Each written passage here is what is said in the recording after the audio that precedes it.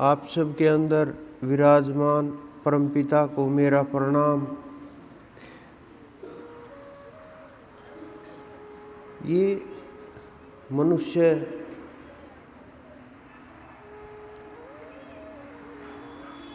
हजारों लाखों वर्षों से धीरे धीरे करके प्रयास करके हर चीज़ को बदलने की कोशिश में लगा रहता है। बहुत विकास किया, खोज की, चारों तरफ से मेहनत की, नई नई चीज़ें, सुविधाएं, जीवन के लिए प्रकृति के रहस्य, अलग अलग प्रकार के साधन, समृद्धि से लेकर के सुख तक, अस्त्र शस्त्र, यहाँ तक कि समय के अनुसार खान पान, रहन सहन, भोजन, व्यवस्थाएं, रहने का तरीका, एक समाज का निर्माण, घर, फिर परिवार, फिर रिश्ते नातेदार, ये सब की सब चीज़ें एकदम से नहीं हुई। लाखों करोड़ों वर्षों से मनुष्य ने जो विकास किया, जो प्रत्येक चीज़ को समझा, खोज की और पीढ़ी दर पीढ़ी आगे बढ़ते गए, पीढ़ी दर पीढ़ी ज्ञान को बढ़ाते गए और ज्ञान की चरम सीमा तक पहुँचे। लेकिन खोज समाप्त कभी नहीं होती। जब तक ये प्रकृति रहती है, जब तक मनुष्य की बुद्धि काम करती है, तब तक मनुष्य कुछ न कुछ खोजता रहता है। इसी खोज में मनुष्य ने जब वस्तुओं को समझना शुरू किया, प्रत्येक चीज़ को समझा, पांचों तत्वों को समझा। हमारे ऋषि मुनियों ने पांचों तत्वों को फिर इनके अंदर खोज की कि रस कौन से तत्व में है, गंध कौन से तत्व में है, ये भी खोज करनी पड़ी थी। ऐसे नहीं कि हम आप लोग बोल रहे हैं और ऐसे ही हो गया। ये चीज़ें भी उन्होंने खोजनी पड़ी, ढूंढनी पड़ी प्रत्येक चीज़, और ढूंढ करके फिर उसके ऊपर अगली पीढ़ी ने रिसर्च किया, क्या सच था या नहीं था, फिर प्रयास किया। इसी प्रकार से सदियां गुजर गई। लेकिन हम बड़े सहज बोल देते हैं कि वायु का स्पर्श है। उस स्पर्श को महसूस करने के लिए, उस तक पहुंचने के लिए हमें अंदर में उतरने की आवश्यकता होती है। खुद को इतना शांत करने की आवश्यकता होती है, मन के ऊपर पकड़ करने की आवश्यकता होती है।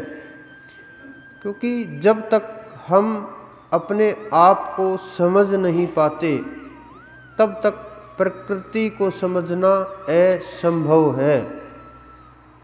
क्योंकि शरीर प्रकृति के साथ जुड़ा हुआ है और प्रकृति उस पुरुष के साथ जुड़ी हुई है जिसके साथ आप लोगों के अंदर जो आत्मा स्थित है वो जुड़ी हुई है। दोनों एक ही रहस्य है, एक ही खोज है। जिसने पिंड को जान लिया वो ब्रह्मांड को अपने आप ही जान लेगा। किसी को समझाने की, बताने की कोई आवश्यकता नहीं रहेगी, क्योंकि सारा सब कुछ आपके अंदर में ही है। हमारे ऋषि मुनियों ने प्रत्येक वस्तु को समझा। उन्होंने समझा कि तूफान आते हैं और हमें वायु को शांत किस प्रकार से करना चाहिए, हमें अंतरिक्ष को शांत किस प्रकार से करना चाहिए, हमें वरुण देव को शांत किस प्रकार से करना चाहिए, पृथ्वी को शांत किस प्रकार से करना चाहिए। उन्होंने इस रहस्य को जाना।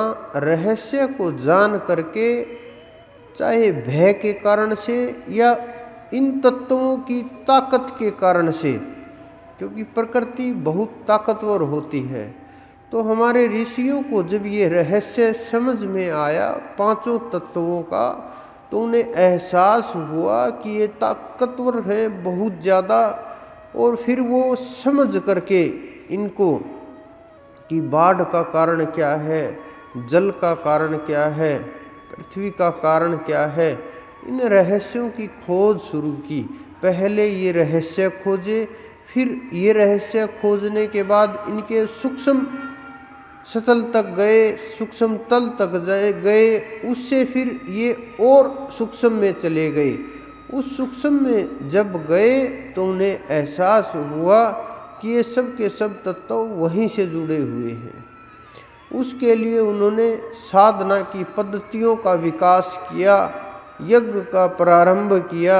यज्ञ के अंदर आपने सुना भी होगा, अंतरिक्ष शांति, वरुण शांति, पृथ्वी शांति, ये इसी कारण से बोलते हैं। ये हमारे ऋषि मुनियों की खोज है कि उनके मंत्र निर्धारित कर दिए गए कि जिस मंत्र से जो देवता शांत होता है उसी के अनुसार कार्य शुरू कर दिया गया।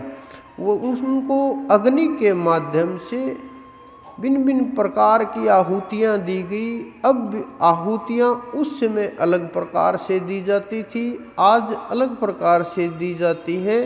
ये समय के अनुसार, प्रकृति के अनुसार चीज़ें बदलती रहती हैं। पौधे भी बदलते रहते हैं, प्रकृति भी बदलती रहती है, जीवों के शरीर भी बदलते रहते हैं। क्योंकि कुछ जीव जो हजारों लाखों वर्ष पहले थे वो आज नहीं हैं। कुछ जीवों के शरीर बदल गए, कोई भारी हो गया, कोई कमज़ोर हो गया, कोई लुप्त हो गया, किसी का शरीर इतना बदल गया उनके नाम ही बदल जाते हैं। तो इस प्रकार से मनुष्य को बहुत गहरा सोचना पड़ता है और उसी के अनुसार ये सब कुछ प्रकृति के रहस्य समझ में आते हैं। और प्रकृति को समझने के लिए हमारा दिव्य नेत्र का खुलना सबसे आवश्यक होता है। मैं बार बार एक ही बात बोलता हूँ कि अंदर में झांक करके देखो, अंदर में उतर करके देखो। अंदर का जो रस है वो अलग ही प्रकार का है, लेकिन कुछ लोग इन्हीं बाहर के चर्म चक्षुओं से अंदर में उतरने की कोशिश करते हैं और इन्हीं नेत्रों से इस संसार से उलट करके देखना चाहते हैं कि इन्हीं आँखों को अंदर में हम घुमा लेंगे तो अंदर की चीज़ें नज़र आने लगेंगी। लेकिन वो ये नेत्र नहीं है, उसके लिए आपको मेहनत करनी पड़ेगी, जिसका जिक्र हर जगह आया है, हमारे संतों ने भी किया है। सब प्रकार की जिसने भी उस परम तत्व की खोज की, जिसने भी उसको प्राप्त करने का प्रयास किया, जो भी उस मार्ग के ऊपर चला, करोड़ों करोड़ लोग उस मार्ग पर चलते हैं, प्रयास करते हैं, दौड़ते भागते हैं, उड़ते हैं, मेहनत करते हैं, सब अपने अपने तरीके से प्रयास करते हैं। लेकिन भव सागर पार इतनी आसानी से नहीं होता, क्योंकि भव सागर पार होना इतना आसान नहीं है जितना समझ रहे हैं। ये सागर पार करना भी बहुत बड़ी बात होती है। जो ये साधारण सागर है, ये भी जहाज के बिना पार होना बड़ा मुश्किल होता है। तो उस सागर को तो इससे बहुत बड़ा सागर है, वो जीव के लिए पार होना बहुत बड़ी बात होती है। तो जब आप उस भव सागर में उतरते हैं तो ये जीव गोते लगाने लगता है, जीव डूबने लगता है, छटपटाने लगता है। अनेक प्रकार की विपत्तियां आती हैं, अनेक प्रकार के डर, रूह तक कांपने लगती है, सूक्ष्म शरीर तक कांपने लगता है और इतना भयभीत जीव होता है कि इससे अच्छा मैं भजन ही करना छोड़ दूं। कुछ जीव तो इस डर से, मरने के डर से, जीवन जाने के डर से, आत्मा निकलने के डर से भजन को छोड़ देते हैं। लेकिन वो जीव वहीं रह जाते हैं, आगे नहीं बढ़ सकते, क्योंकि वहाँ जीव जो होता है वो इतना ताकतवर चाहिए कि गए और वापस आने की सोच ही ना हो, फिक्र ही ना हो। बेफिक्री में जब वो जीते हैं वही वहाँ तक पहुँच पाते हैं। तो भव सागर गुरु के बिना पार नहीं हो सकता, क्योंकि जिस प्रकार जहाज के ऊपर उतरे बिना कोई भी पार नहीं हो सकता सागर से, उसी प्रकार गुरु के जहाज में उतरे बगैर कोई जीव पार नहीं हो सकता। जीव छटपटा करके कोई बीच से लौट आता है, कोई किनारे से वापस मुड़ जाता है, कोई उतरता ही नहीं, कोई उतर करके भयभीत हो करके वापस भाग लेता है, कोई वहीं पड़ा रहता है। क्योंकि वहाँ इतनी खतरनाक, इतनी भयानक जगह है, बिना हाथ पकड़े, बिना गुरु के जहाज के कोई जीव पार नहीं जा सकता। लेकिन हम फंसे रहते हैं। जीव इतना बेचारा साधारण, ये इतना उलझा हुआ है, इसको एहसास ही नहीं होता कि किस प्रकार से क्या करना है, क्या साधना है, कौन गुरु है, किस प्रकार से कल्याण हो, क्या मार्ग है, ये पता ही नहीं होता। कहीं भी भागता है, कैसे भी छटपटाता है, कैसे भी फंसता है और इसी जन्म की इन सांसों को वैसे ही व्यर्थ में गवा देता है। और जब ये श्वास चली जाती हैं तो जीवन में कुछ भी शेष नहीं रहता, आपके पास कुछ भी शेष नहीं रहेगा। इस संसार के अंदर जितने भी शरीर हैं सब प्रकृति के अधीन चल रहे हैं। कुछ लोग ये सोचते हैं, कुछ माताएं ये समझती हैं कि बच्चा मैं पैदा करती हूँ, मेरे से पैदा होता है। कुछ पुरुष ये समझते हैं कि हमारे बिना ये प्रकृति नहीं चल सकती। लेकिन ये बिल्कुल भ्रम भरी बातें हैं, भ्रम भरी सोच है और ये भ्रम ही फैला हुआ है। क्योंकि जिसके गर्भ में बच्चे पैदा हो रहे हैं, पल रहे हैं, उनके हाथ में भी कुछ नहीं है, क्योंकि उन्हें स्वयं ही ज्ञान नहीं होता बच्चा के कौन सा अंग किस समय के ऊपर बन रहा है, बन भी रहा है, नहीं बन रहा, बच्चा रोगी है, स्वस्थ है, कैसा है, कौन सा अंग नहीं है, हृदय सही है, नहीं है, कुछ भी उनको पता नहीं होता। यहाँ तक कि उनको ये भी पता नहीं होता कि ये कब पैदा होगा, कब नहीं होगा, जिंदा होगा, मुर्दा होगा, बिल्कुल भी कुछ भी एहसास नहीं होता। बस भ्रम है ये कि हम पैदा करने वाले हैं और हमने गर्भ में रखा, हमारे कारण सब कुछ हो रहा है। लेकिन नहीं, करने वाला कर्ता और है, जिसकी ऑब्जर्वेशन में पूरा ब्रह्मांड चल रहा है, पूरी प्रकृति चल रही है, जिसकी नज़रों में सब कुछ सारे जीव हैं, वही जीवों के शरीरों को उत्पन्न करता है, वही पैदा करता है, वही बीज रूप में स्थापित करता है, वही आगे बढ़ाता है जीव को, वही शरीर को बड़ा बनाता है, वही शरीर को विकास करता है, उसी कारण से शरीर बूढ़ा होता है, उसी कारण से मृत्यु को प्राप्त होता है। हमारे पास ये कुछ ही समय होता है जिस समय को देख करके समझ करके उसका सही इस्तेमाल हम कर सकते हैं। अगर हमने इस समय का सही सदुपयोग किया, अगर हम इस समय को सही तरीके से सही से इस्तेमाल कर पाए, सही से सब चीज़ों को सही तरीके से समझ पाए और सही से सही चीज़ों को जैसा है, जैसे को तैसा, सही या गलत नहीं, जैसे को तैसा देख पाए और वैसा व्यवहार कर पाए, तो समझो आपके ऊपर परमात्मा की बड़ी कृपा है, बड़ी मेहर है। क्योंकि उसकी मेहर के बिना जीव का कल्याण संभव नहीं है।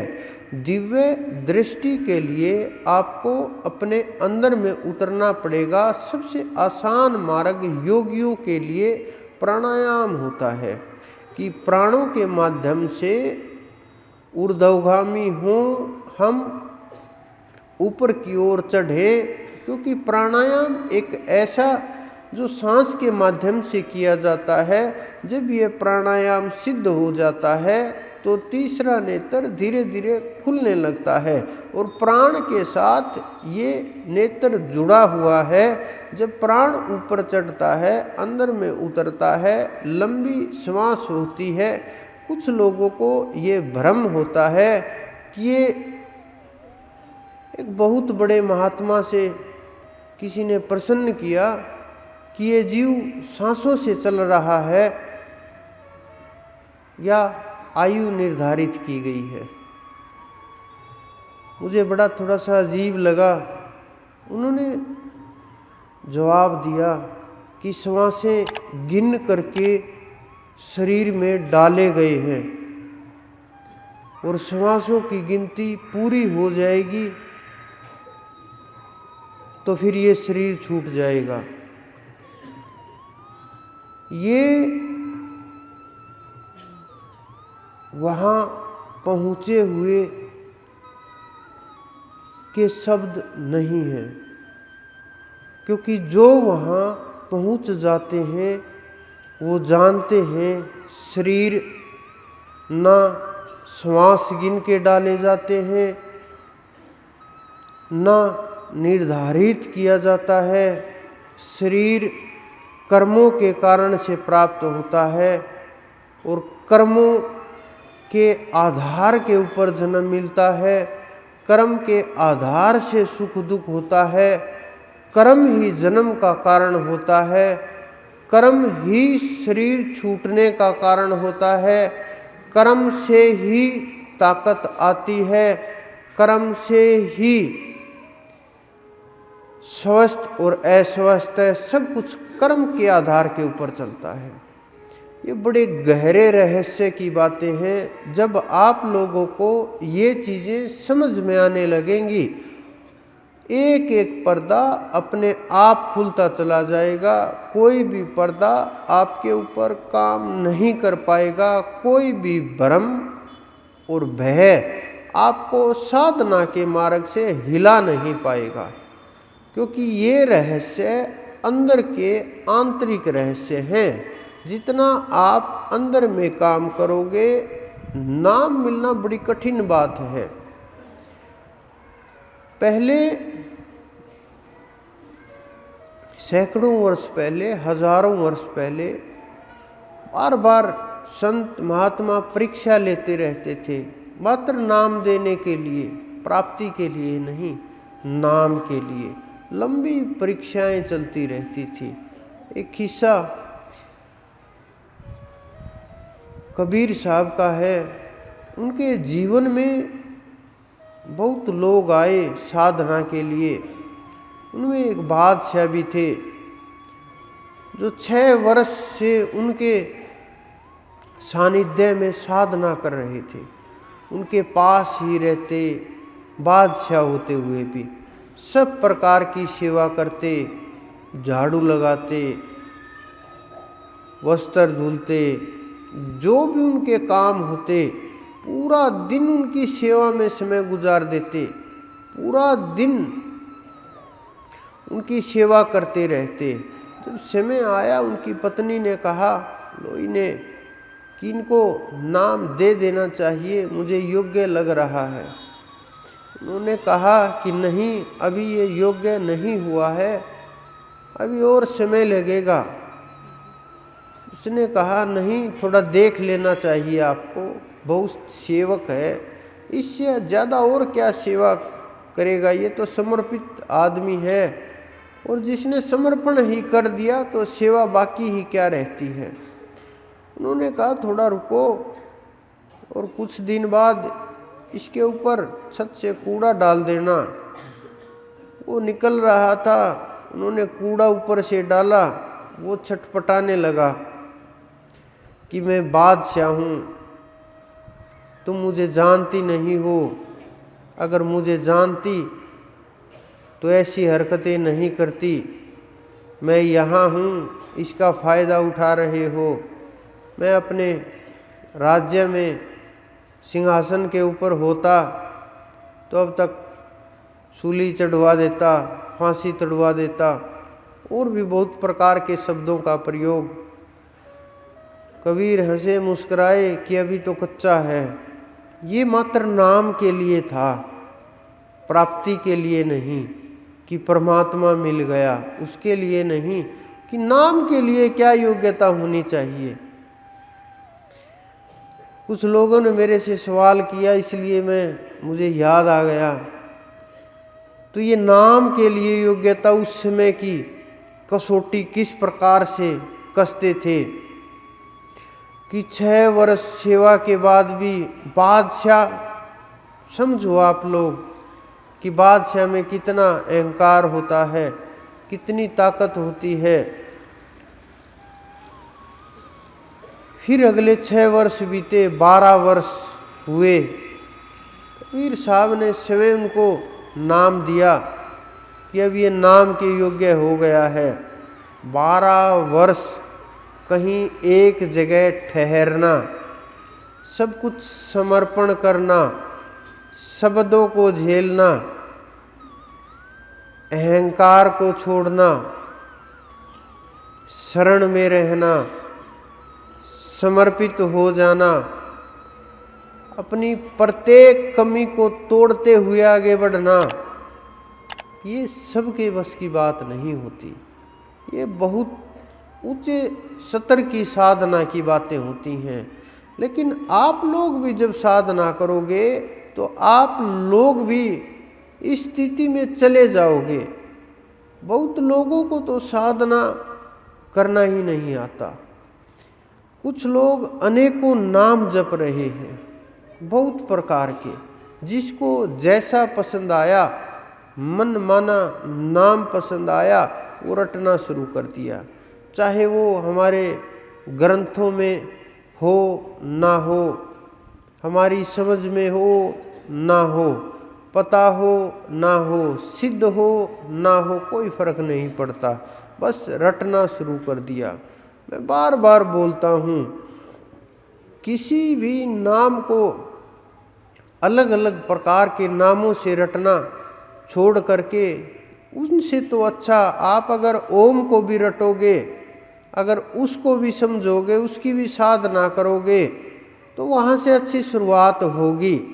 लेकिन उसके अंदर लोग ताकत नहीं समझ पाते, उसको साधारण शब्द समझते हैं कि ये तो साधारण शब्द है, ये तो कोई भी कर लेता अगर होता तो।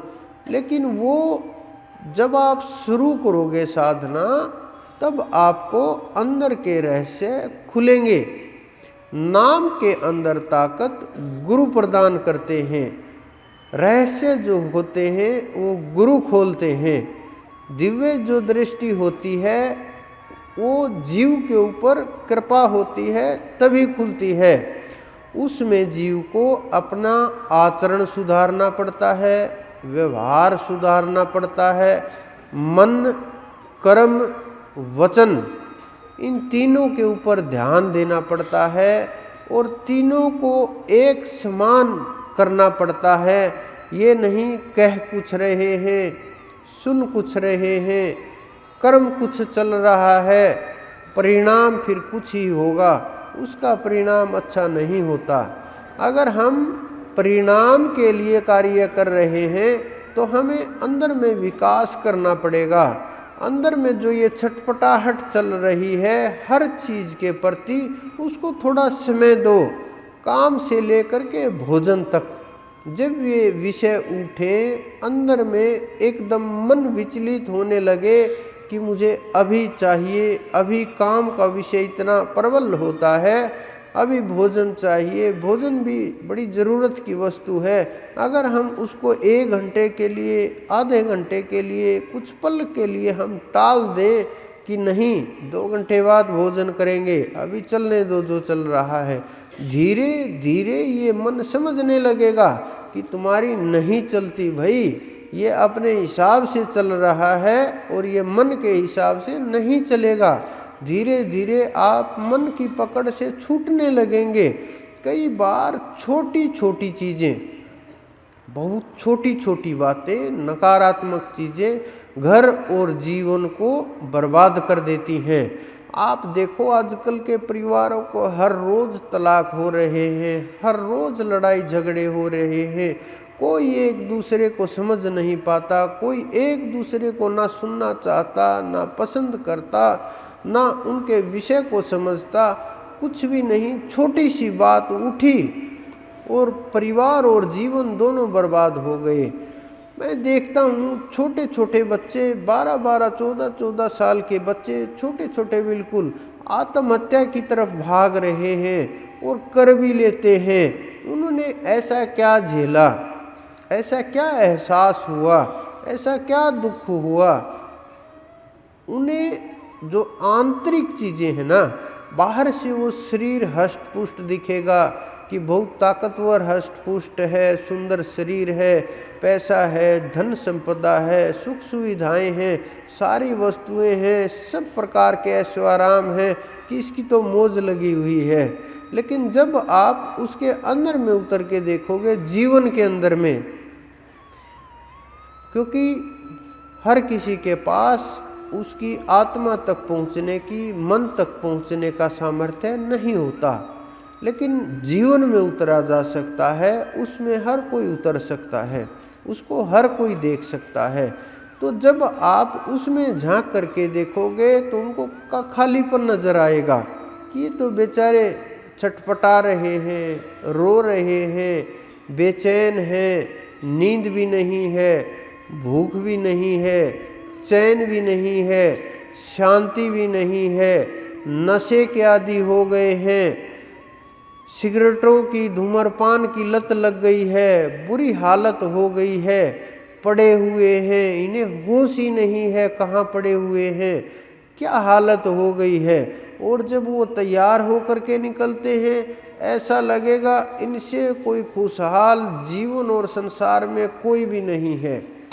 आप देखना, कभी मैंने हर चीज़ को बड़ा नज़दीक से देखा है और हर जीव को समझने का प्रयास किया, जीवन को सही तरीके से जैसा चल रहा है वैसा समझने का प्रयास किया। तो वो चीज़ें मैं छांट छांट करके आपके सामने रख देता हूँ। कुछ लोग ये भी सोचते होंगे पता नहीं कहाँ से उठा करके लेके आते हैं, किस प्रकार की बातें ले करके आते हैं। हमने बहुत बातें ऐसी हैं जो सुनी नहीं हैं, फिर भी ये बोल देते हैं, सीधा कुछ भी बोल देते हैं। बहुत प्रकार के प्रश्न मन में होंगे, विचलित होंगे, लेकिन हमारा काम अनुभव का है और हम जो है अनुभव से ही बोलते हैं। जो हम सीखते हैं, जो हम समझते हैं, जो हमारे गुरु ने आज तक सिखाया, जो उस परम तत्व ने कृपा की, जो सार निकल के आता है, जो लोगों के जीवन से हमें अनुभव प्राप्त होते हैं, जब हमें सीखने का परमात्मा ने मौका दिया, हम सीखते रहते हैं और जो सीख करके ले करके आए वो आप लोगों के बीच बांट देते हैं। अगर आप इसको ग्रहण करोगे, समझोगे, तो आपको इतनी मेहनत नहीं करनी पड़ेगी। आपको ये चीज़ें आसानी से, बहुत आसानी से प्राप्त हो रही हैं, इसलिए इनकी कीमतें कम हैं।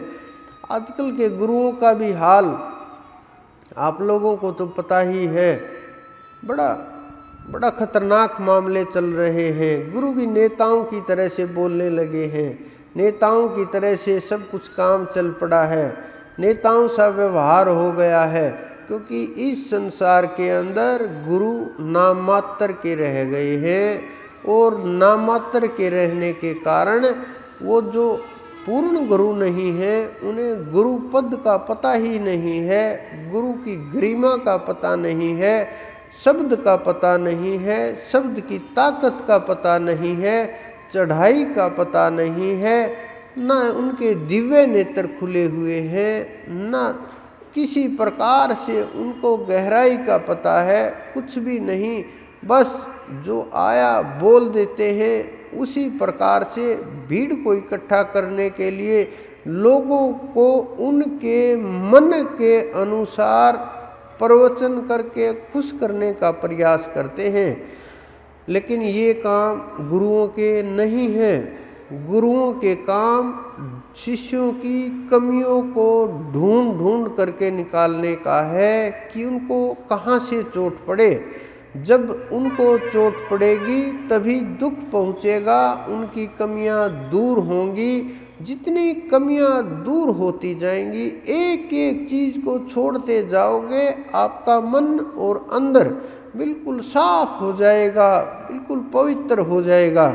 जितना आप एक एक चीज़ को पकड़ करके अंदर में घुसाओगे उतने आप खाली होते जाओगे, और जितने आप अंदर से खाली होगे उतने ही आप अंदर से मजबूत होगे। जितने आप अंदर से भरे रहोगे कि आप अंदर से भरे हुए हो, शब्दों से चाहे ज्ञान से चाहे विषय वासनाओं से किसी भी प्रकार से भरे हुए हो, आप उतने ही कमज़ोर हो, उतने ही परमात्मा से दूर हो।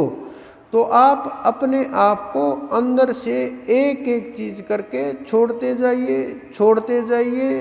जब ये अंदर खाली हो जाएगा तो आपके अंदर में जो वो दिव्य ताकत है, दिव्य दृष्टि है, आपके चरित्र पर जब प्रभाव होगा, सत्य की गूंज आपकी अंदर में गूंजेगी। जब वो वाइब्रेट होंगी चीज़ें, नाम के अंदर ताकत जब होगी, नाम की ताकत जब उठेगी, कोई बड़ी बात नहीं है दिव्य दृष्टि जागृत होना। जब ये दिव्य दृष्टि की शुरुआत होगी, आपको घटनाएं, रहस्य खुलने लगेंगे और एक एक चीज़ आपके सामने खोल करके ये प्रकृति रखती जाएगी। इसी के साथ जब आपका आगे प्रवेश होगा, जिसको भंवर गुफा कहते हैं और सागर भी, भव सागर भी कहते हैं, उसमें जब प्रवेश होगा अनेक प्रकार की विपत्तियां आएंगी, अनेक प्रकार के दुख आएंगे। लेकिन वहाँ बिना सोचे प्रवेश कर जाना। जो सोचेगा वहीं रोक लिया जाएगा, वहीं रह जाएगा, आगे बढ़ना बड़ा मुश्किल होगा। क्योंकि वहाँ तक जब आप तीसरे नेत्र के ऊपर पहुँच जाओगे, आपको वहाँ गुरु रूप में मिलेंगे। जब गुरु वहाँ मिल जाएंगे और किसी की भी संसार में आवश्यकता नहीं रहेगी, शब्द हाथ लग जाएगा, ताकत हाथ लग जाएगी, जहाज में बैठा लिया जाएगा और भव से पार उतार दिया जाएगा। जो गुरु के साथ जिनका जुड़ाव नहीं है, जो अंदर से जुड़े हुए नहीं हैं, जो मात्र मुख से बोल रहे हैं कि हमने समर्पण कर दिया, अंदर से वो खाली हैं, अंदर से वो बहुत दूर हैं। जो दूर हैं वो बेचारे छटपटा रहे हैं, वहाँ तक पहुँचना ही मुश्किल होगा। जिनका जुड़ाव है, जिनका अंदर से तार जुड़ चुका है, एक हो चुके हैं, गुरु और परमात्मा के लिए हृदय की पवित्रता की आवश्यकता होती है, हृदय की साफ सफाई की आवश्यकता होती है।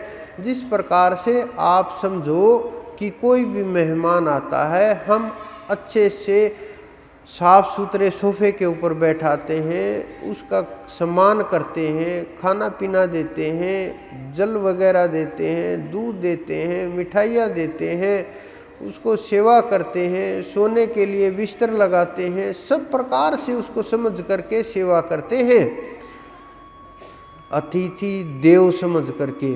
लेकिन जहाँ गुरु का वास है, जहाँ गुरु को बैठाना है, वहाँ की हम साफ सफाई नहीं कर पाते।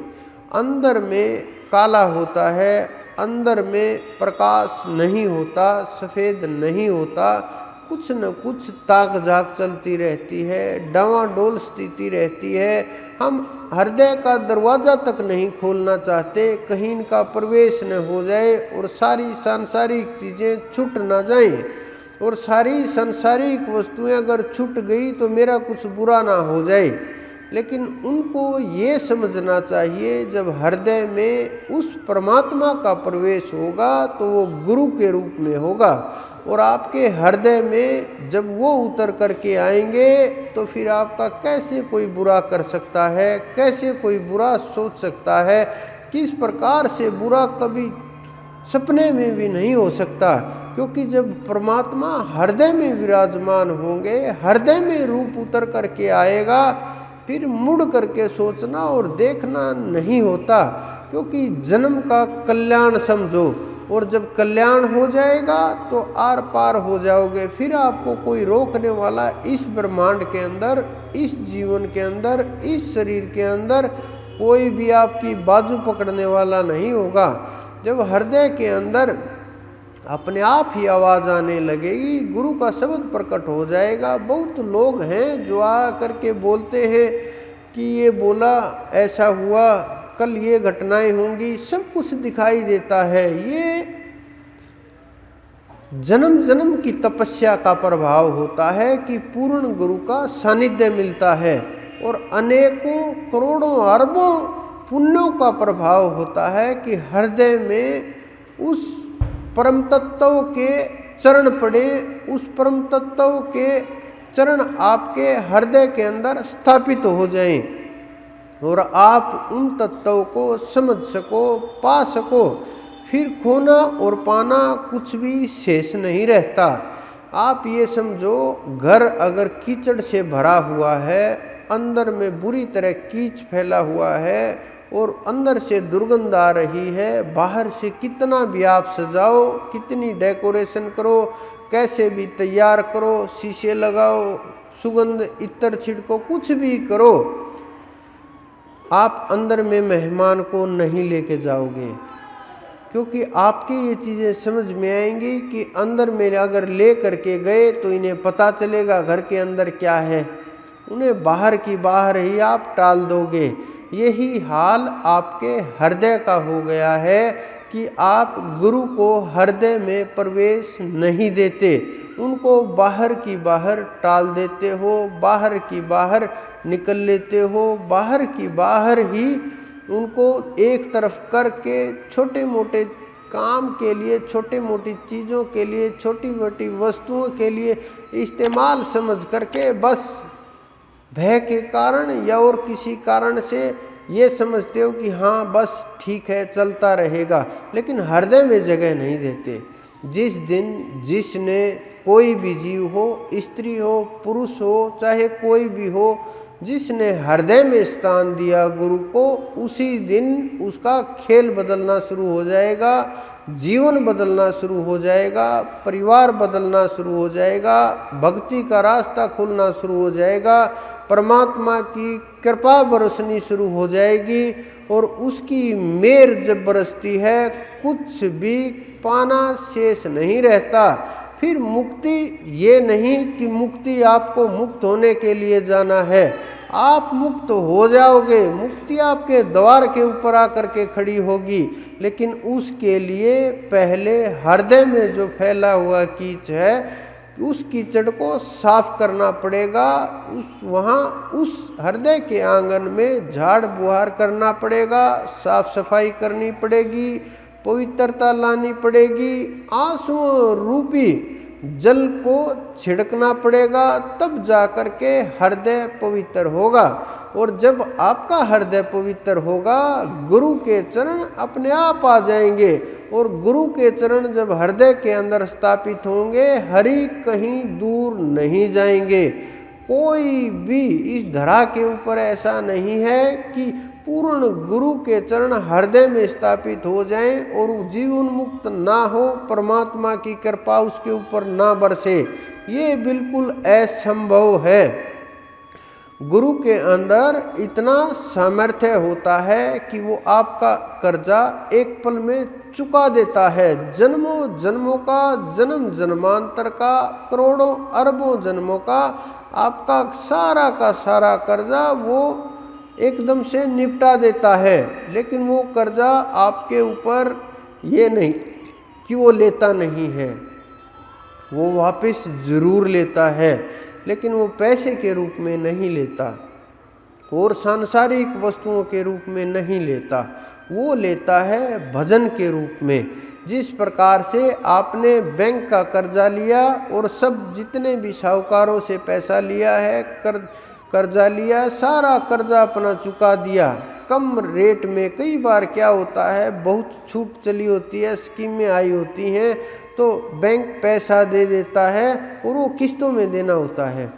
उसी प्रकार से जिस प्रकार से आप अपना इंश्योरेंस कराते हैं, बीमा कराते हैं कि बीमा करा दिया, किस्तों में पैसे देते रहते हैं, उसी प्रकार से गुरु भी आपको कर्जा दे करके आपका कर्जा जो भी देवी देवता मांगते हैं, जो भी कर्म क्षेत्र है, जिनका भी अधिकार आपके ऊपर है, सारा का सारा कर्जा वो एक पल में चुका देते हैं। और जब वो चुकाते हैं तो जीव फिर जीवन मुक्ति की राह के ऊपर बढ़ने लगता है। लेकिन गुरु कर्जा कैसे लेते हैं वापिस? हर रोज भजन करना पड़ता है, हर रोज 2-3 घंटे उस नाम के ऊपर लगाने पड़ते हैं। जब आप वो हर रोज 2-3 घंटे भजन करोगे, नाम के ऊपर लगाओगे, तो वो गुरु के पास वापस आता रहेगा और धीरे धीरे आपका कर्जा चूक जाएगा। जिस दिन वो कर्जा चूक गया, आप जीवन मुक्त हो जाओगे। कोई भी नहीं रोक सकता आपको जीवन मुक्त होने से। ये पद्धति है, ये तरीका है। समर्थ गुरु इसी प्रकार से जीवों को स्वीकार करते हैं, इसी प्रकार से जीवों के ऊपर कृपा बरसाते हैं। लेकिन हम इन तत्वों को, इन चीज़ों को ना समझ करके संसार के अंदर बुरी तरह से भागदौड़ में फंस जाते हैं।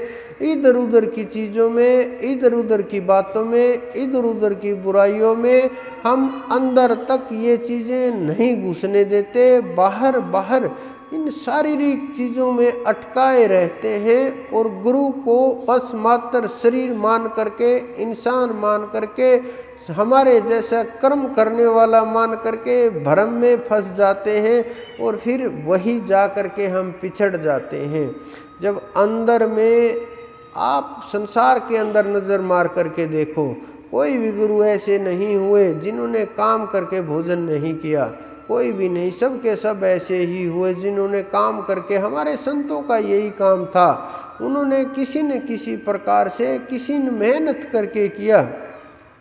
ये समझो आप, अगर आप किसी के भोजन करने चले गए और दान रूप में कुछ भी स्वीकार किया, उसके लिए कम से कम उसके नाम की 3 घंटे भजन करना पड़ेगा। 3 घंटे ही अंदाज़ा लगा सकते हैं कि कितना होता है। जो लोग साधना करते हैं उनको 1-1 मिनट का महत्व पता होता है कि जब आप 10 मिनट साधना करते हैं तो आपकी क्या हालत होती है, और 3 घंटे जब आप साधना करोगे तो आपकी क्या हालत होगी। लेकिन कुछ लोग ये समझते हैं कि क्या फ़र्क पड़ता है, बहुत मुश्किल है। इसी कारण से ये दिव्य दृष्टि नहीं खुलती, आप ऊपर नहीं चढ़ते। कुछ लोग चढ़ करके भी वापस लौट आते हैं, इस कारण से क्योंकि उन्हें वो चीज़ एहसास नहीं होती जो रोज़ प्रकाश दिखाई देता था, आज नहीं दिया। क्यों नहीं दिया? क्योंकि भजन कर नहीं पाते कि 4 दिन कहीं मौज मस्ती में गए और वहीं खो गए और आ करके बैठे, भजन नहीं हो रहा। कहीं गए बाहर घूमने, वहाँ शराब पी और आ करके मुझे बोलते भजन छूट गया, ध्यान नहीं लग रहा। कारण क्या हुआ? कारण आप सब लोगों को पता होता है, बस अंदर में छुपाने की ज़रूरत होती है, अंदर में दबाने की आवश्यकता होती है। आप ये समझते हो किसी को कुछ नहीं पता चलेगा, काम के वशीभूत होकर के छटपटाने लगते हो, फिर पछतावा होता है, फिर समझते हो कि ये क्या किया हमने, क्या हो गया हमारे से, फिर आप पीछे रह जाते हो, फिर ध्यान छूट जाता है। आप ये नहीं करते कि आज इस समय के ऊपर समय नहीं लगा तो रात को मैं 1 घंटा और ब्याज स्वरूप में लगाऊंगा, ये नहीं चलता। लेकिन आप लोगों का अगर पैसा कहीं लगा हुआ है तो आप एक एक महीने का, एक एक साल का अंदाज़ा लगा लेते हो, यहाँ से 1.5 गुना हो जाएगा, यहाँ से 1.25 गुना हो जाएगा, यहाँ से डबल हो जाएगा, यहाँ से 3 गुना होगा, यहाँ से ज़्यादा लाभ मिलेगा। लेकिन जब बारी भजन की आती है तो आप बिल्कुल पीछे हट जाते हो कि नहीं, ब्याज तो दूर की बात है, हम तो जो भजन है ये भी वापस नहीं करेंगे, ऐसा बिल्कुल भी नहीं चलेगा। गुरु कोई बेवकूफ़ नहीं होता, गुरु उस तत्व से जुड़ा होता है जिसके साथ आपकी बुद्धि जुड़ी हुई होती है, जिसके साथ आपकी आत्मा जुड़ी हुई होती है, जिसके साथ आपके प्राण जुड़े हुए होते हैं, जिसके साथ संपूर्ण ब्रह्मांड जुड़ा हुआ होता है। अगर आप इस प्रकार से करोगे वो अपना भजन वापस ले लेगा, फिर वही आप कंगाल हो जाओगे, तो आपके पास शेष कुछ भी नहीं रहेगा, क्योंकि हृदय के कपाट आपको खोलने ही पड़ेंगे। किसी प्रकार से भी खोलो, किसी भी मेहनत करके खोलो, कैसे भी करके खोलो। बहुत से लोग संग के प्रभाव से, साथ के प्रभाव से नीचे की स्थितियों में चले जाते हैं।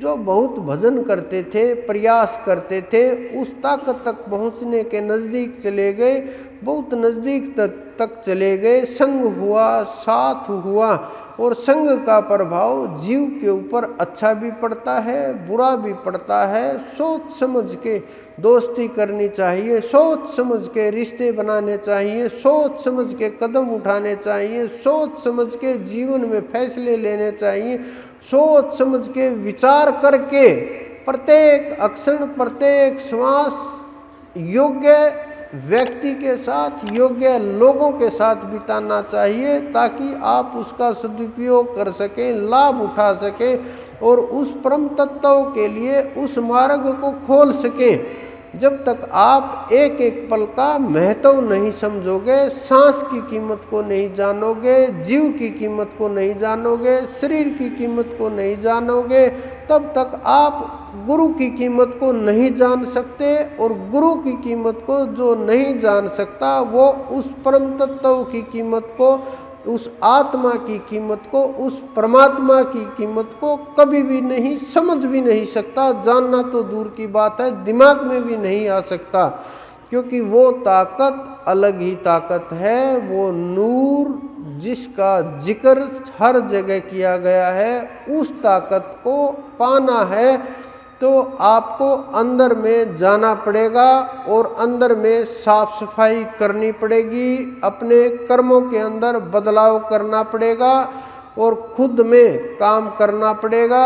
इसके बिना ना वहाँ तक जाया जा सकता है और न कोई भी किसी प्रकार का रास्ता है, ना कोई चढ़ाई है। ये किए बगैर उस परम तत्व की कृपा नहीं हो सकती। बहुत लोग भंवर गुफा के अंदर पड़े रहते हैं, यहाँ इस जीवन में इन शरीरों में समाधि लग जाती है। वो समझते हैं कि ये मर खप गया होगा, डॉक्टर को दिखाते हैं, पता चलता है कोमा में चला गया। 10-10 दिन, 21 दिन भी, कुछ 2 महीने तक भी समाधि में रह जाते हैं। लेकिन ये योग्य गुरु अगर साथ होंगे तो इतना समय भंवर गुफा में एक जगह के ऊपर ठहराव नहीं होगा, नहीं गुजरेगा, किसी भी प्रकार की परेशानी नहीं आएगी, भजन नहीं रुकेगा, क्योंकि वो हाथ पकड़ करके वो रास्ते के भेदी हैं, मार्ग के जानने वाले हैं, मार्ग को समझने वाले हैं। जो मार्ग को समझता है, मार्ग को जानता है, उसके साथ अगर आप चलेंगे तो ऊपर चढ़ते जाएंगे। कुछ लोग ये समझते हैं मैं पढ़ रहा था कुछ चीज़ें कि किसी शिष्य ने गुरु से वस्त्र मांगे कि आप ये जो चद्दर ओढ़ करके भजन करते हो, इसी में कुछ ताकत होगी, इसी में कुछ जादू होगा जिस कारण से आपका ध्यान लगता है। मुझे ये चद्दर दे दीजिए, मैं भी यही ओढ़ के भजन किया करूँगा। आप दूसरी कोई और दे देता हूँ आपको, ये मुझे दे दीजिए। उन्होंने कहा कि भजन आदमी के हृदय में अंदर में होता है, बाहर वस्त्रों से इसका कोई प्रभाव नहीं होता।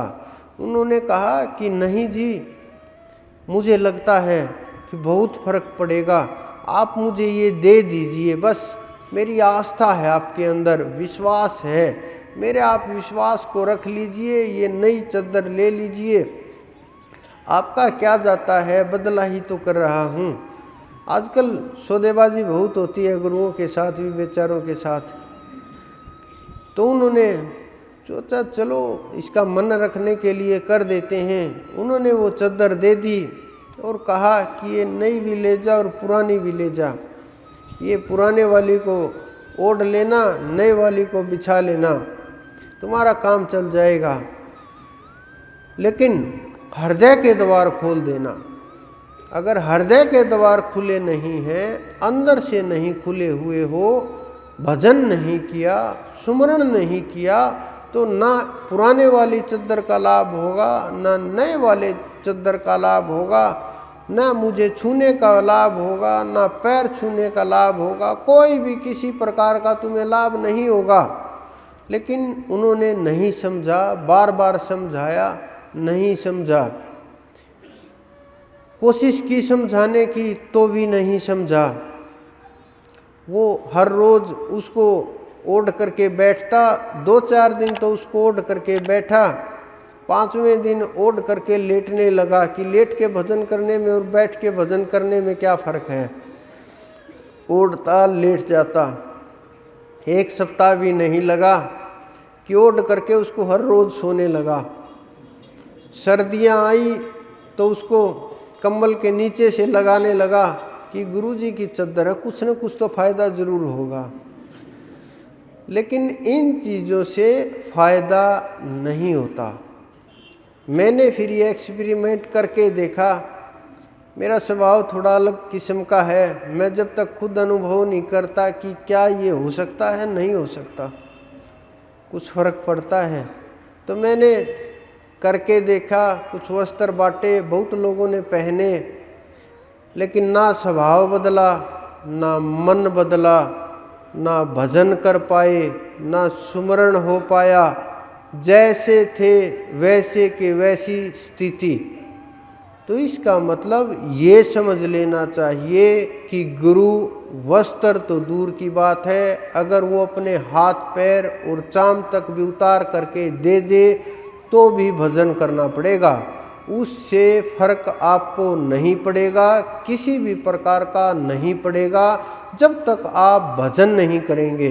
भजन करने वाले के ऊपर, विश्वास करने के वाले के ऊपर, श्रद्धा वाले के ऊपर, समर्पण करने वाले के ऊपर, विशाल हृदय वाले के ऊपर, और जो परमात्मा के प्रति, उस अनंत के प्रति समर्पित है और हर समय भजन में लगा रहता है, उनके ऊपर बहुत फर्क पड़ेगा। जिन्होंने अपने हृदय के दरवाजे कपाट नहीं खोले, उनके ऊपर किसी भी वस्तु का कोई असर नहीं पड़ेगा। वो साथ रहते हुए भी इसी प्रकार से भ्रम के कारण से, मोह के कारण से, क्रोध के कारण से, अनजान विषयों के कारण से, अनजान संकल्पों के कारण से, मन के प्रभाव से अंदर में फंसे रहते हैं, उलझे रहते हैं, वाद विवाद चलता रहता है, सफाई नहीं होती।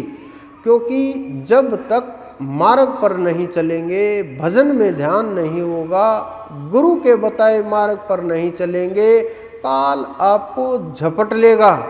काल इतना आसान नहीं है काल को पार करना, काल आपको कहीं न कहीं उठा ही लेगा, और जब वो काल आपको उठाएगा, झपटेगा, आपके पास कोई मार्ग नहीं होगा। किसी प्रकार का भी बचने का कोई ऑप्शन नहीं होगा। बस जीव छटपटाता है, चाहे अमीर हो चाहे गरीब हो, चाहे महल में रहता हो चाहे झोपड़ी में रहता हो। कुछों की वहाँ सांसें टूट जाती हैं, बचे हुओं की अस्पतालों में सांसें छूट जाती हैं, और जीव बेचारा छटपटा करके और ऐसे ही जैसे आया था बिना भजन के, फिर बिना भजन के आगे काम शुरू हो जाता है।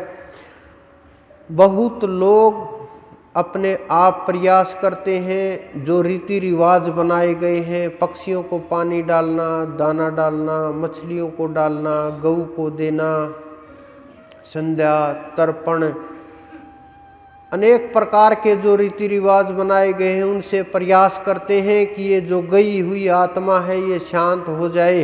फिर उनके पिंड भरवाते हैं कि किसी प्रकार से तो तीर्थ नहाते हैं, गंगा जी जाते हैं, गया जी जाते हैं, फिर भी अगर काम नहीं चलता पाठ शुरू करवाते हैं, कुछ दान देते हैं, वस्त्र दान देते हैं, बर्तन दान देते हैं, स्वर्ण आभूषण देते हैं, चांदी के बर्तन देते, भिन्न भिन्न प्रकार की चीज़ें बांटते हैं जितना प्रयास हो सकता है।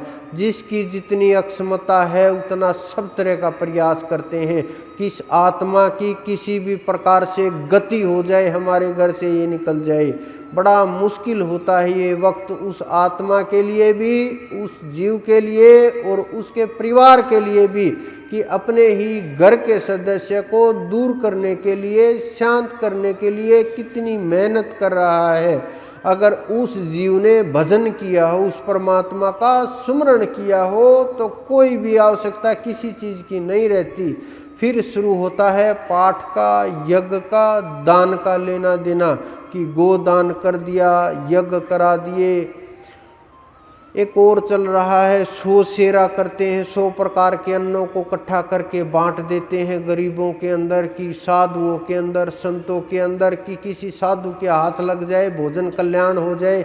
लेकिन साधु तो हैं ही कम इस संसार के अंदर, बहुत कम बचे हुए हैं, गिनती के साधु हैं, उंगलियों के ऊपर गिनाए जा सकते हैं, इतने साधु हैं। ज़्यादा साधु इस संसार में, साधु यानी साधना करने वाले, प्राप्ति वाले नहीं।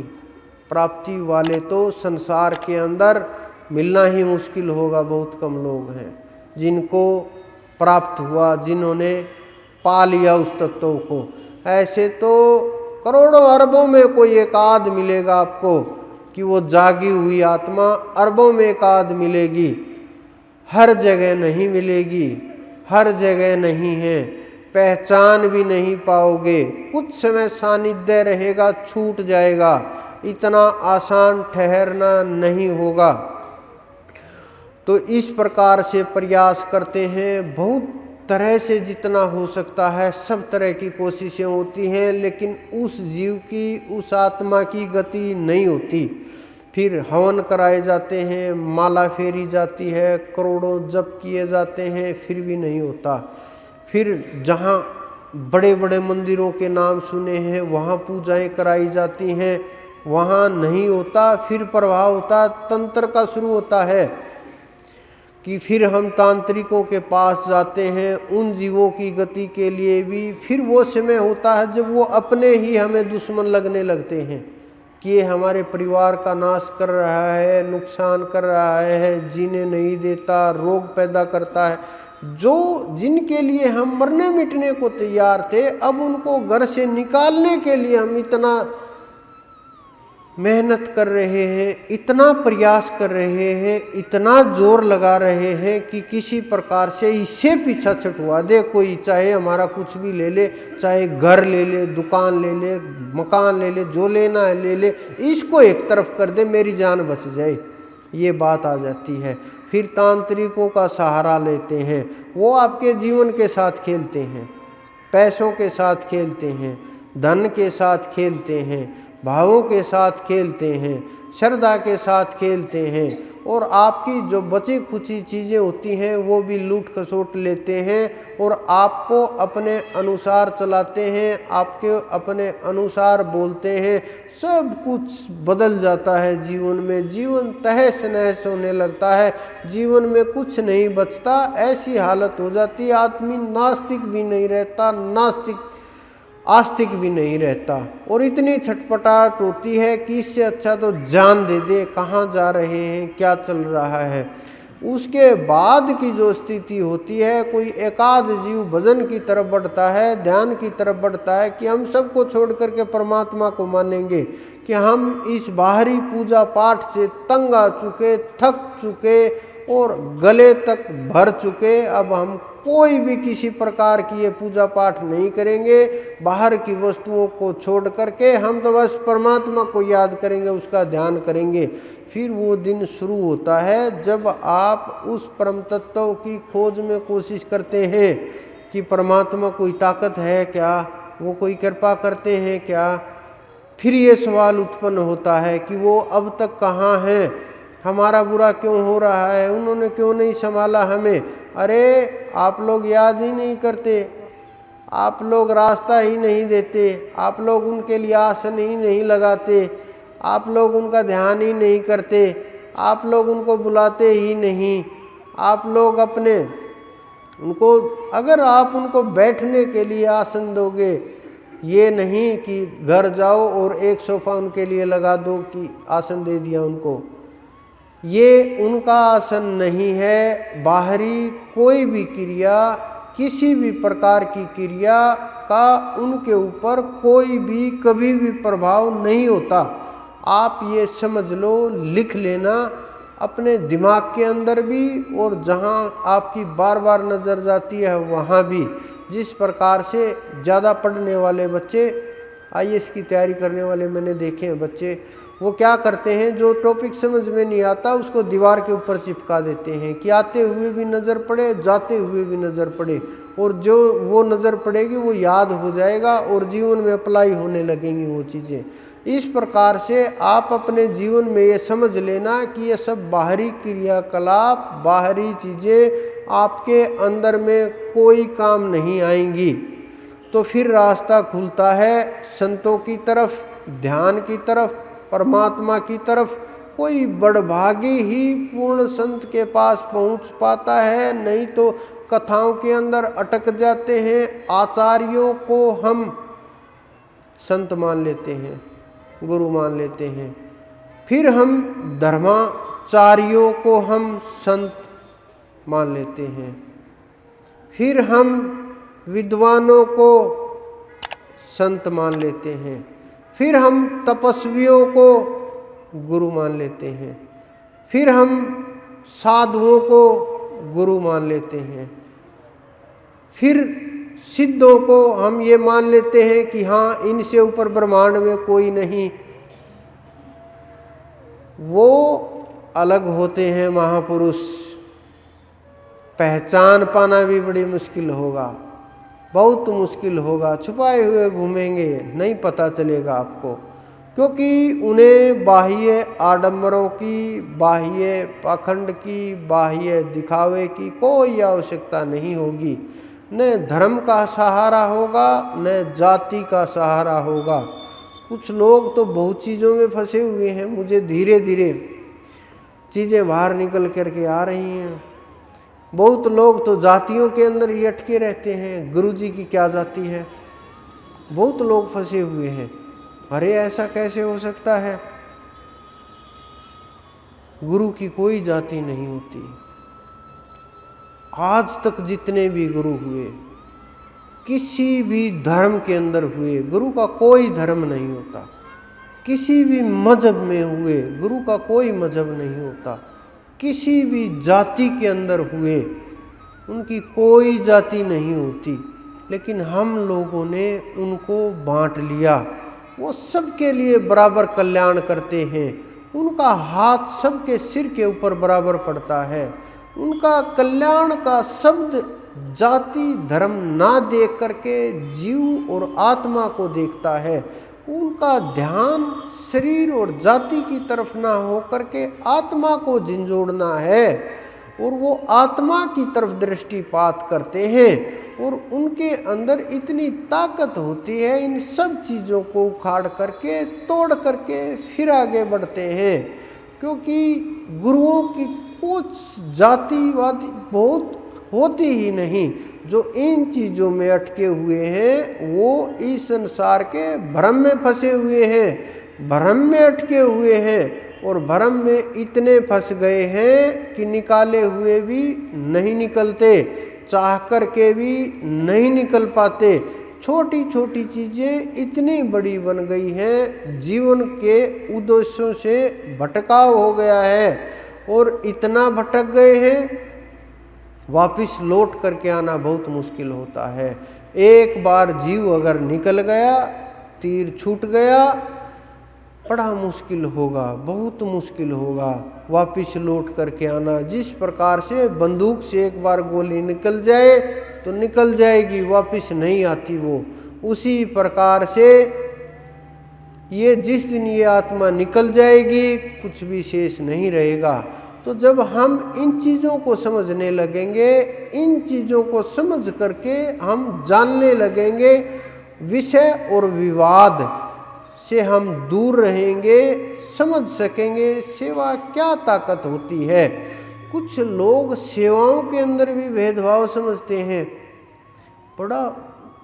बड़ी अजीब सा जीवन चल रहा है लोगों का, जिसको जहाँ उस परम तत्व ने, परमात्मा ने, सेवा का अर्थ काम से है, जिसको जो जिम्मेवारी दी गई इस समाज को चलाने के लिए, जीवन को चलाने के लिए, चाहे कोई अवसर लगा, चाहे कोई किसी ने अपना काम किया, चाहे कोई नौकरी कर रहा है, चाहे कुछ भी कोई भी काम कर रहा है, चाहे किसी ने दुकान चला रखी है, चाहे कोई मकान बनाने वाला, चाहे कोई भी काम कर रहा है, उसका बहुत जीवन में महत्व है।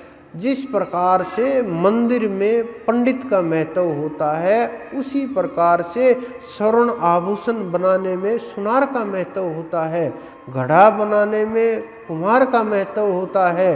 ये बहुत महत्वपूर्ण जगह हैं, लेकिन हम इनमें भी बटे हुए हैं, छोटा बड़ा समझते हैं, इतने फंस गए हैं कि उनका महत्व ज़्यादा समझने लगे हैं, उनका कम समझने लगे हैं।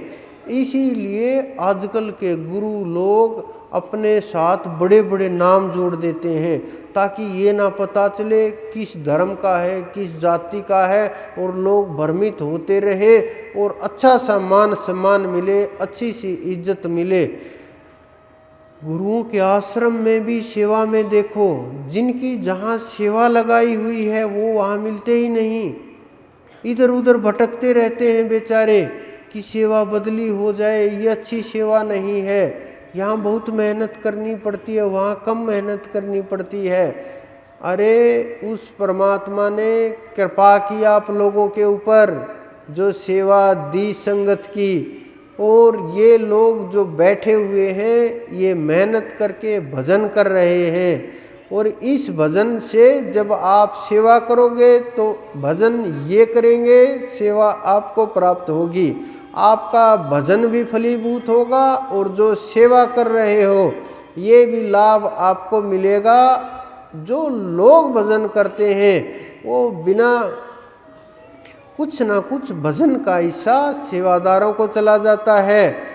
ऐसा नहीं है कि सेवा निष्फल होगी, किसी भी जीव की, चाहे तन से की गई सेवा हो, चाहे मन से की गई सेवा हो, दोनों तरह की सेवाएं स्वीकार हो जाती हैं, और अंदर में पर्दे खुलने लगते हैं। जो जितनी मेहनत करता है, जो जितनी लगन से करता है, जो जितना उसके अंदर घुस करके करता है, उतना ही उसके जीवन में विकास होगा, कोई नहीं रोक सकता।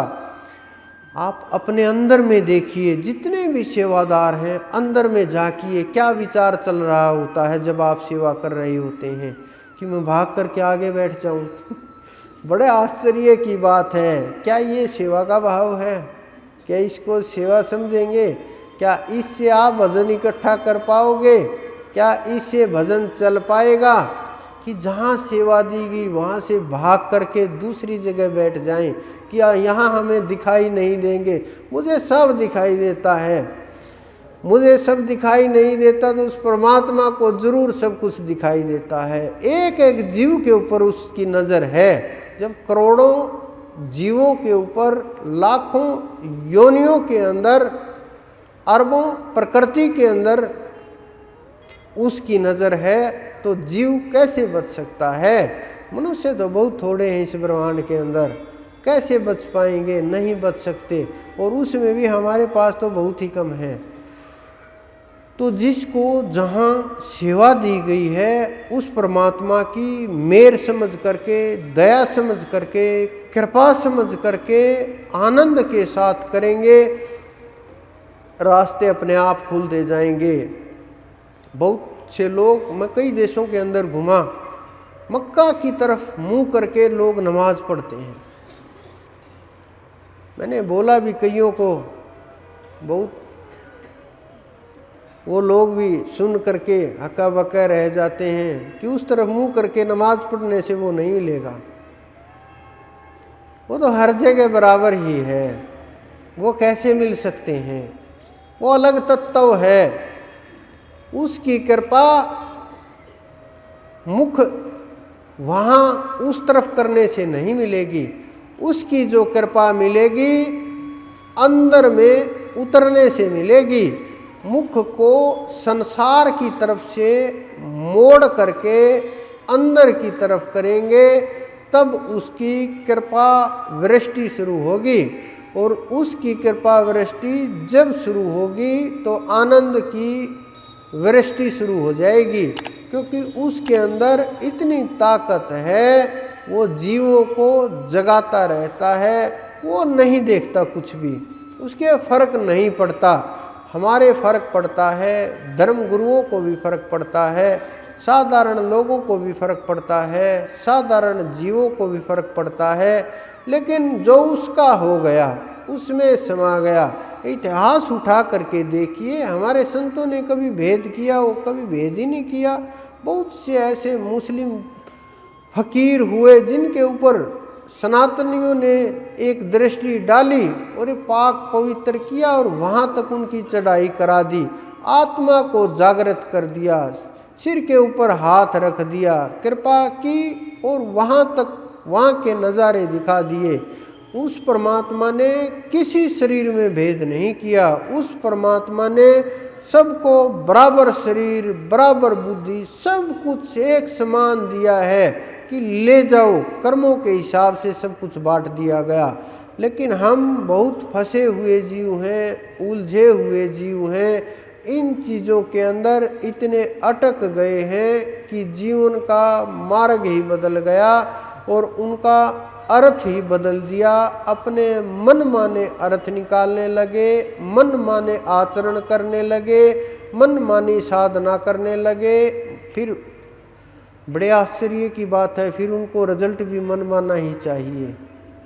फिर आपके मन के अनुसार रिजल्ट नहीं आएगा। रिजल्ट, परिणाम उसके हाथ में है, क्योंकि परिणाम कर्म का फल उसको देना है। कर्म का अधिकार आपका है, कर्म का अधिकार क्षेत्र आप लोगों के हाथ में है। सब कर्म करने आपके हाथ में है, सब कर्म आपको करने हैं। आपके अनुसार आपका जीवन चल रहा है, किसी दूसरे के अनुसार नहीं चल रहा। जितने भी जीव जंतु हैं, पशुओं से लेकर के पक्षियों तक, आप ये देखो कि सब पशु अपने बच्चों को दूध पिला रहे हैं। उनके हाथ में कुछ नहीं है, दूध अपने आप आ जाता है, बच्चे पैदा हो जाते हैं, सब कुछ हो जाता है अपने आप। जब बच्चों को दूध की आवश्यकता नहीं होती, दूध अपने आप चला जाता है। पेड़ों को देखो आप, किस प्रकार से फल लगते हैं। अगर पेड़ चाहे कि मैं फल ऊपर से गिरा दूं और जो ये नीचे खड़ा है इसको ये फल प्राप्त हो जाए, क्या ऐसा हो सकता है? नहीं हो सकता।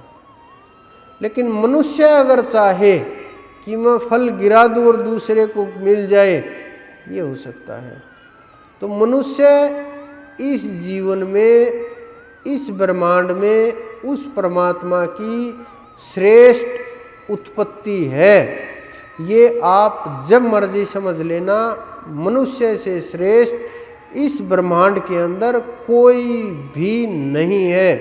चाहे कोई भी स्थान हो, कोई भी जगह हो, कोई भी तीर्थ हो, कुछ भी हो, आपका जो शरीर है इसके अंदर परमात्मा विराजमान है। और जहाँ परमात्मा की उपस्थिति हो, जहाँ परमात्मा रहते हो, जो परमात्मा के रहने का घर हो, परमात्मा का निवास स्थान हो, जिस प्रकार से राष्ट्रपति भवन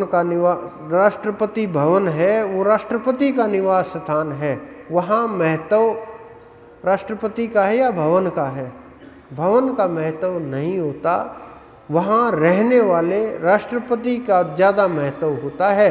तो उसी प्रकार से आपके अंदर जो बैठा हुआ है उसका महत्व ज़्यादा है, बाहर का महत्व कम है। तो इस कारण से जब आप उसका महत्व समझने लगोगे तो अंदर में जो चल रहा है, विचारों की जो जद्दोजहद चल रही है, जिससे आप लोग हर रोज़ ध्यान में बैठ करके लड़ते हैं और उसको छोड़ना नहीं चाहते। बहुत लोग 20-20, 30-30 वर्ष से ध्यान कर रहे हैं, लेकिन विचारों की जद्दोजहद को नहीं छोड़ पाए, उनसे लड़ रहे हैं, उनसे झगड़ रहे हैं, उनमें ही अटके हुए हैं, फंसे हुए हैं, और फिर बैठते हैं, फिर झगड़ना शुरू करते हैं, खुद से ही जवाब देने लगते हैं, खुद से सवाल करने लगते हैं, खुद ही कुछ बोलने लगते हैं, अपने मन माफिक जवाब तैयार करके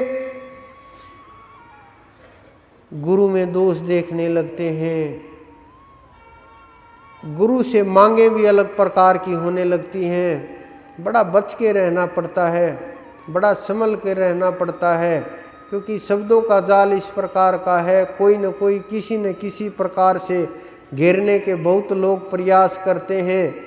तो उन्हें बड़ा समझ करके चाल चलनी होती है, क्योंकि सामने जब लाखों लोग चाल चलने वाले हों, लाखों लोग अपने अनुसार जाल बनाए बैठे हों, लाखों लोग अपने अनुसार अपने जाल में फांसने के चक्कर में हों, लेकिन गुरु के अंदर इतना सामर्थ्य होता है, वो ज्ञान की मशाल लिए हुए घूमता है। जहाँ जाल दिखेगा वहीं मशाल दिखा देगा। उसके अंदर इतनी ताकत होती है, इतनी समझ, इतनी अक्षमता, और सबसे बड़ी बात, उस परमात्मा का हाथ उनके सिर के ऊपर रहता है, उनकी दया उनके ऊपर बरसती रहती है, वो उनका हाथ पकड़े हुए चलते हैं, फिर गिरने का कोई सवाल ही पैदा नहीं होता, खतरा ही नहीं रहता, ना सोचना पड़ता, ना समझना पड़ता, बस जैसे वो चलाए वैसे चलना होता है। तो आप जब इतने मजबूत हो जाओगे, समझ विकसित हो जाएगी, चीज़ों को सही से देखने लगोगे, उस परमात्मा की कृपा को कोई रोक नहीं सकेगा। आप सब जीवों के ऊपर उसकी कृपा होने लगेगी, समाधि का रास्ता खुलने लगेगा, और जिसके ऊपर कृपा बरसेगी वो जीव अलग निखर करके आएगा, छट जाएगा, करोड़ों में भी छट जाएगा। वस्त्र बदलो ना बदलो, प्रवचन करो ना करो, किसी से मिलो ना मिलो, काम करो किसी का ना करो, अगर आप 1 करोड़ लोगों के अंदर बीच में खड़े हैं तो भी आपकी पहचान अलग से हो जाएगी।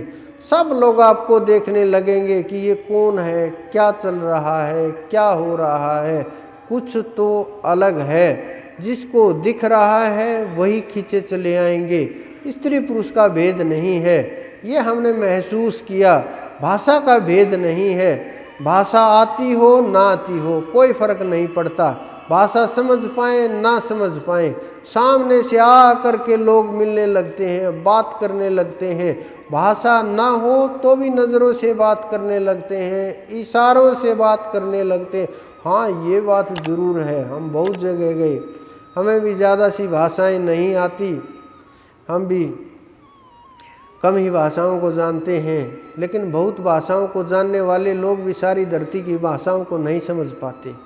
लेकिन इशारे लगभग पूरी पृथ्वी के ऊपर मानव जाति ने समान ही बनाए हुए हैं। नज़रें सबकी समान ही बोलते हैं, विचार सबके समान ही बोलते हैं, और अंदर से जो हरकतें होती हैं, आंसुएं हैं, रोना है, प्रेम है, ये सब समान होता है। तो ये जो भाषा होती है, वहाँ परमात्मा की कोई भाषा पूछता है कि परमात्मा की क्या भाषा है। बहुत बड़े बड़े संत बोलते हैं परमात्मा संस्कृत बोलते हैं। मैं सोचता हूँ अरे उन्होंने कब से संस्कृत सीख ली होगी। बड़े आश्चर्य की बात है, उन्हें आवश्यकता क्या है। उनकी भाषा भाव की भाषा है, उनकी भाषा अंदर की भाषा है, उनकी भाषा आत्मा की भाषा है, उनकी भाषा सामने वालों को ये समझना नहीं पड़ता कि क्या है क्या नहीं है। वो सामने आए, जिस प्रकार से एक्सरे मशीन है, सीटी स्कैन की मशीन है, सामने आए हो गया काम। यही भाषा है उनकी। वहाँ कोई शब्द नहीं है, वहाँ कोई विचार नहीं है, वहाँ किसी प्रकार की कोई लैंग्वेज नहीं है। ना हिंदी है, ना इंग्लिश है, ना संस्कृत है, ना मराठी है, कोई भाषा नहीं है। वो सब भाषाओं से अलग है और सब भाषाएं उसके अधीन हैं। तो आप ध्यान कीजिए, सुमरण कीजिए, उस परम तत्व की ओर बढ़ने का प्रयास कीजिए। एक और बहुत लोग तो जा लिए होंगे, बहुत लोग इंतज़ार कर रहे हैं क्या बोलेंगे। कुंभ का समय चल रहा है और बहुत लोग आए हैं इस महीने। ज़्यादातर लोग कुंभ के लिए ही आए हैं मेरे पास मिलने कि हमें भी ले चलो। देखो वहाँ पर सब प्रकार का प्रबंध कर दिया गया है। हमारी टीम लगभग जा चुकी है, बहुत लोग वहाँ पहुँच चुके हैं। हमारे साथी भी आपको कमी दिखाई दे रहे होंगे, वो भी वहीं हैं। कुछ लोग 2-3 दिन पहले से, कुछ 10 दिन से गए हुए हैं। हम भी कल वहीं से मिलना शुरू करेंगे। कल हम वहाँ पहुँच जाएंगे। सुबह दोपहर से पहले ही हम प्रयाग में पहुँच जाएंगे और 29 तारीख तक, 29 अमावस्या का स्नान, उसके बाद हम वापिस आएंगे। जिसको भी आना है सबके लिए खुले रास्ते हैं। ये है नहीं कि हम किसी को लेकर के जा रहे हैं, नहीं, हम इतना नहीं कर पाएंगे। सब अपने अपने तरीके से, जिस प्रकार से जो जाना चाहे वो जा सकता है। हाँ, वहाँ किसी प्रकार की आपको परेशानी आए नहींगी। वहाँ सब प्रकार की सुविधा जितना भी हो सकता है वो प्रयास हम करते रहेंगे। तो जिसको आना है 15 दिन, अब हम कुंभ के अंदर हम तो ध्यान करते ही हैं, यहाँ भी कुंभ में भी। जिसको गंगा किनारे बैठ करके भजन करना है वो कोई भी आ सकता है। वहाँ सुविधाएं थोड़ी आप लोगों के लिए, आप लोग क्या हमारे लिए भी बराबर ही हैं, सबके लिए कम ही होंगी। लेकिन कभी कभी ध्यान के लिए कोशिश करनी चाहिए, वातावरण के अनुसार, पवित्रता के अनुसार थोड़ा समझना चाहिए। और वहाँ बैठ करके अगर आप भजन करोगे तो और भी श्रेष्ठ रहेगा। तो आप सबके अंदर विराजमान परमपिता परमेश्वर। एक और बात, मिलना थोड़ा सा 2 दिन आगे का होगा, ये इन्होंने लिख ही दिया। और पूर्णिमा का, अगली पूर्णिमा का जो प्रोग्राम है वो वहाँ नहीं होगा, यहीं होगा। हम इसी प्रकार से मिलेंगे, यहीं सत्संग होगा। लेकिन हमारा वहाँ 15 दिन का प्रोग्राम रहेगा प्रयाग के अंदर। जिसकी इच्छा हो वो आ सकता है। तो आप ध्यान करिए, उस परमपिता परमेश्वर का, उस अनंत का आप सबके अंदर विराजमान मेरे गुरु, मेरे इष्ट को मेरा बार बार प्रणाम।